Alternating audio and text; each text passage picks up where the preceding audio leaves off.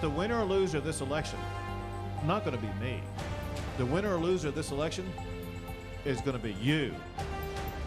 Everything that they've done, every person before us, all that sacrifice has come to this moment right now.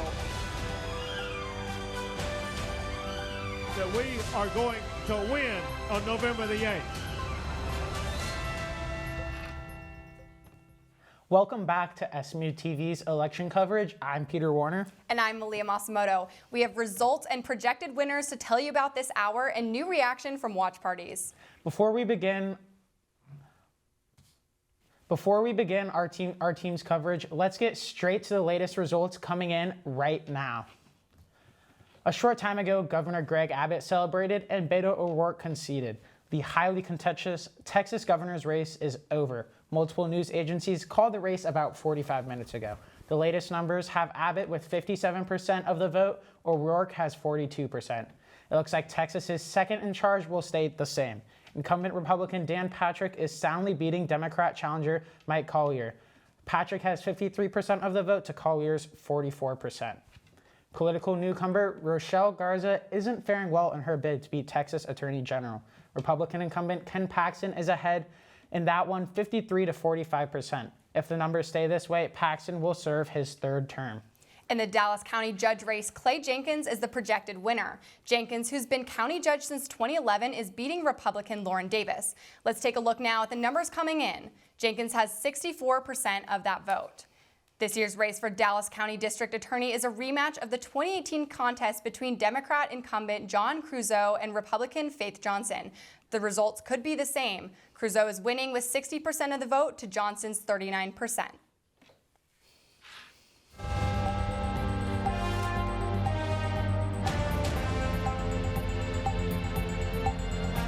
Governor Greg Abbott will serve another term. SMU-TV's Jordan Stallings has just returned from the Dallas County Republican Watch Party.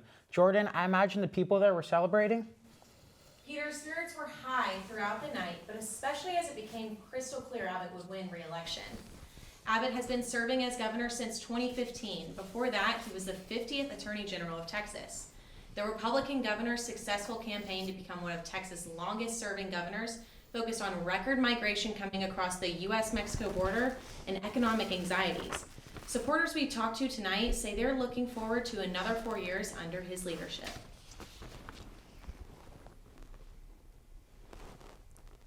Created probably more jobs than any other state in the last, certainly during the downturn.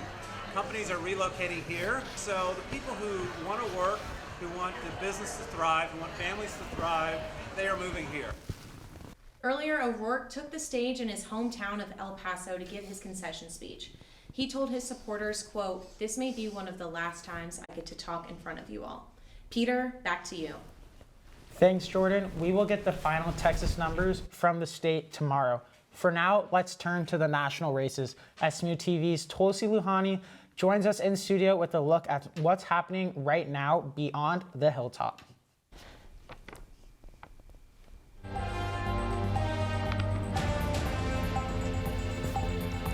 Thank you, Peter. As the results are coming in across the country, here are some of the highlights. The Pennsylvania Senate race is too close to call between Democrat John Fetterman and Republican Mehmet Oz. Currently, Fetterman leads with 95,000 votes over Oz with 60% of the county's reporting. The race has been seen as a key Democratic pickup to expand control of the Senate and a Republican battleground in 2024. From the West Coast to the East, history could be made tonight. Oregon could have its first Republican governor in 35 years due to a surprising momentum for a third-party candidate.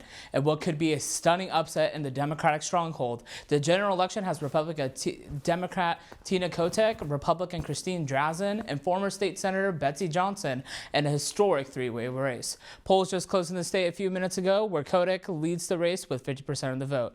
And tonight, in Florida's 10th congressional district, Maxwell Frost, 25 years old, has been elected as the first Gen Z congresswoman. He won the district vacated by gubernatorial candidate Val Demings with 59% of the vote. Regardless of the outcomes of tonight's elections on or beyond the Hilltop, get ready to see a shift as candidates prepare for 2024 and a potentially divided Congress. And that's your look at SMU elections beyond the Hilltop.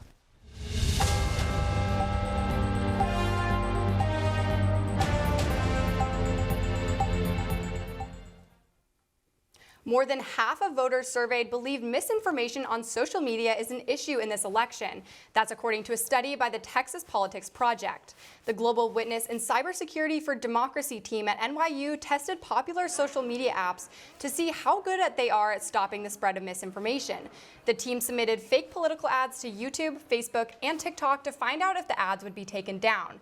YouTube suspended the accounts, Facebook still approved some of the ads, and TikTok approved 90% of the false ads.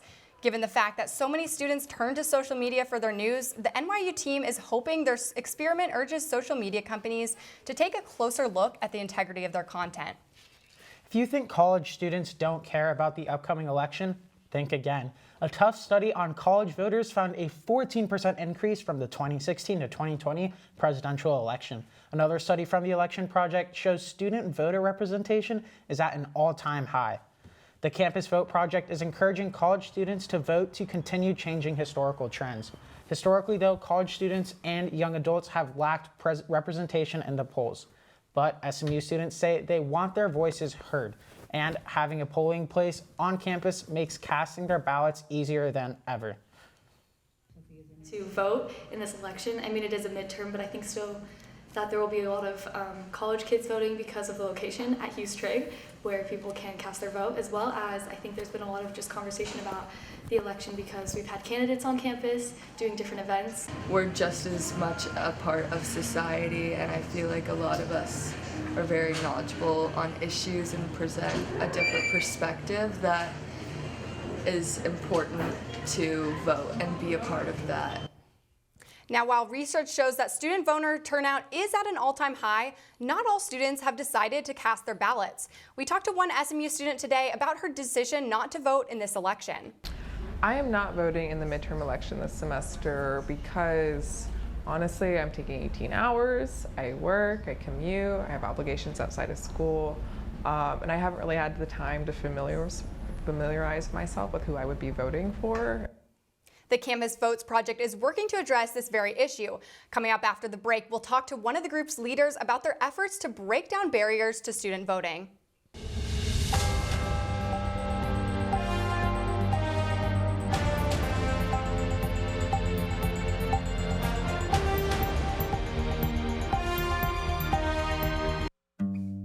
The North Texas Food Bank serves 13 counties in the North Dallas area. Our main focus is ensuring that people that are hungry have the food that they need to eat so that they can live healthy and productive lives. Through the help of volunteers, food is boxed, sorted, and sent out to people in need.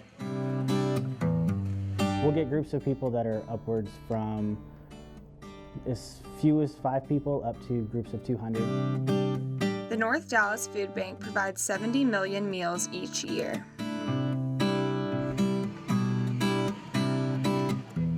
What we know is that, if a person's hungry, there's no way that a child can learn, that an employee can thrive. And so we really are that force that's helping, move North Texas forward. For more information, visit ntfb.org.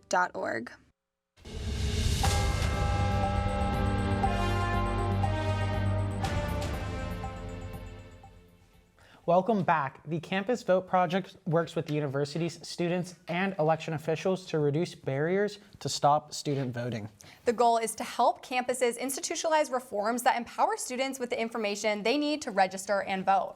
SMU-TV's Tulsi Lohani sat down with Bianca Avery, the Texas State Coordinator for the Campus Votes Project, to talk about student voting. Well, hello, Bianca. Welcome to SMU. Could you please explain your role at the Campus Vote Project and exactly what your organization does on college campuses across the state and the country?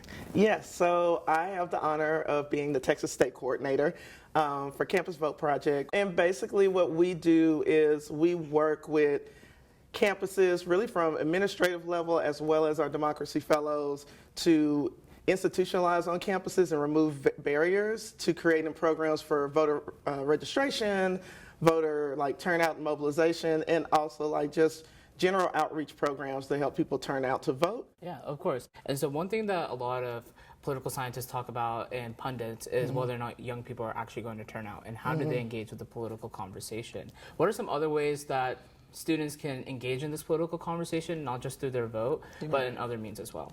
Engaging can be anything from volunteering, from driving your friends or something to the polls, to spreading information, but it also can be if you feel called to step into, let's say you want to run for office. Don't allow age or this idea of, oh, I don't know if I fit, or I don't know if I'm ready, or I don't know if I'm the type. There is no type. What there is are people that are passionate, that are engaged, and that feel strongly about issues. If there is a campaign, it doesn't have to be a campaign, but if you are pulled that way, there's a campaign you feel passionate about, feel free to see what they're doing. Volunteer, even apply for a job, apply for a role if you think there's something in there that you're like, hey, I can bring something to this. And don't be afraid, because both campaigns or organizations that maybe specifically deal with an issue, maybe you're not sure which role, but maybe there's an organization that's about an issue you're passionate about. They need your time, they need your talent. If you have a little treasure, give them that too, but they definitely need time and your talent and your abilities. And I feel like so often people, I did it too, talk themselves out of that. Like they're like, oh, I don't know about me. What can I bring? You bring yourself, and you bring your thoughts and your passion. And I really feel like those are all great ways, depending on your comfort level, to engage in politics before and beyond voting as well. And so, obviously, we're in the 2022 midterms. Yes. People are already talking about 2024 and what young people and how they turn out and polling and exit polls and statistics. And so what should we be looking at in terms of post-midterms, looking back at how many people have turned out, specifically college students, and what that could mean for the upcoming presidential election? Right. I think it's important to look at, we're going to have to look at the numbers after 2022, right? So looking at not just our numbers of how many did we register at this or how many did we register, but trying to find the data that shows out of the registered students, the people that stepped up and was like, I'm interested in this, I want to engage in this. How many of them turned out to vote? What's that percentage, and what caused a drop? Because there's always this drop off. But what's the reason behind it? Is it systemic issues? Were there barriers? Is it messaging? Were people confused? What were the reasons? Because that's going to be important for 2024, because in 2024, there are multiple studies just looking at data and ages where people are now, that by 2024, and this is a general, this is not just a Texas specific, we might be looking at like 45% of our electorate being anywhere from like Gen Z, Gen Alpha, kind of like this younger generation that's going to be eligible to vote. And that's a huge block. It kind of almost flips what we're used to as far as the age percentages. So what have we learned? What do we need to listen on? Are we bringing enough young voters to the table, and not just to say, oh, we invited some students? No, like to give them a mic, a point where they're speaking and we're listening to them to see what needs to be done to make sure that this huge electorate is not silenced, again, either by barriers or either thoughts or people telling them, oh, that doesn't matter, or oh, y'all are just a small group, because it's not true. Like, y'all are taking over, like in numbers. So really trying to look at that and drive those conversations beyond the data points. What do the data points teach us?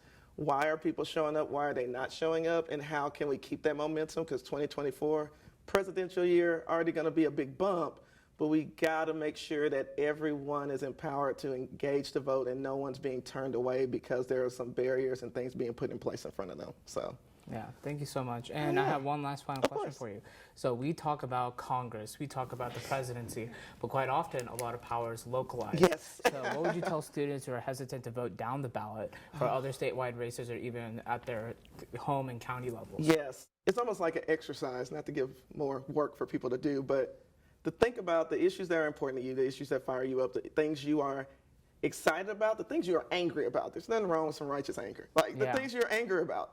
And now take a moment to really think, what are the type of positions or boards, committees, electeds that have a firm say on that thing? Oftentimes it's going to be people at a local or state level. A lot of times also some of these local elected and things are going to be the people that potentially will start running for higher office. And you don't have to do those roles to get to a higher office, no. But you see, it's a lot of that. So sometimes you're putting in place and you're getting people here where you feel strongly about, and you need to make sure you're voting for them, and know that your vote, you know, your vote comes power. They serve at the pleasure of you. You decide if they stay, and you decide if they get to keep staying or if it's time for a change. No, well, thank you so much, Bianca, for joining us. And to learn more about the Campus Vote Project and to connect with SMU's chapter within the Student Senate, look right down here and you can join the website. Thank you so much. Thanks, Tulsi. Well, that's it for now. Be sure to check smudailycampus.com for more election coverage and on social media with the hashtag SMUVotes2022. Thanks for tuning in and see you tomorrow for the Daily Update Mustangs. Until then, have a great night and pony up.